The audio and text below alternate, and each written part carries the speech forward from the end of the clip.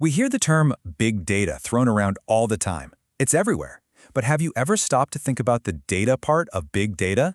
Today, we're going to go right back to basics and really understand what raw data actually is. I mean, think about it. We're creating it constantly. We're consuming it. Entire companies are built on it. But if I asked you to define it right here, right now, could you? What is this stuff? Really? That's the big question we're going to unpack together. Okay, let's dive right in. To really get a handle on what raw data is, we're going to use a pretty simple but I think really powerful analogy that's going to make it all click. We're talking about the absolute fundamental building blocks here. At its very core, raw data is just a collection of unprocessed facts and figures. The best way to think about it is like this. Imagine you want to bake a cake. Well, first you need your ingredients, right? You need flour, you need sugar, you need some eggs. Each one of those, by itself, is a raw ingredient, and that is your data. See, on their own, these ingredients, they don't really tell you a whole lot. A cup of flour, a single egg, a bowl of sugar, what do they even mean?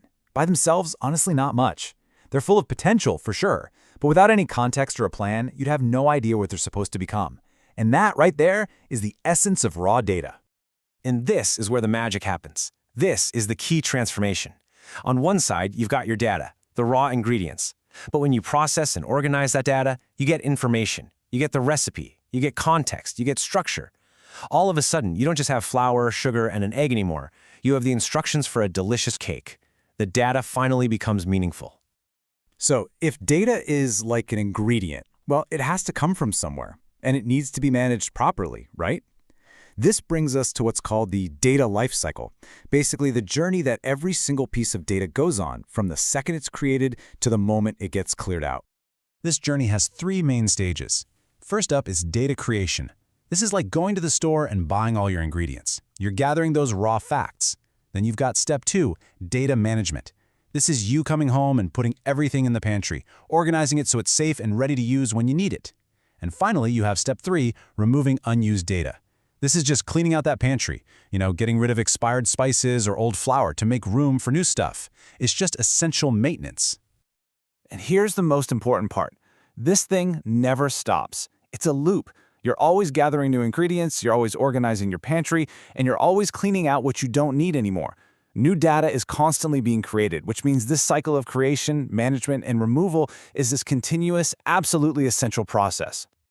Okay, so we've got our ingredients, and we have a whole system for managing them. But why? Why go through all this trouble in the first place? Let's connect all of this back to the real world and see why this process is just so critical. It really just boils down to this. Raw data is pure potential. An egg has the potential to become part of a cake, but it isn't a cake yet. That whole life cycle we just walked through, creating, managing, processing the data, it's all about unlocking that potential. It's about turning those raw, kind of meaningless facts into powerful information that can actually help us make smart decisions. And I want to leave you with this final thought.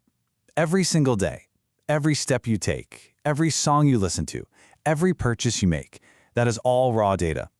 You are creating mountains of these raw ingredients every single day. So the real question is, if all that data were processed and understood, what kind of masterpiece is just waiting to be made?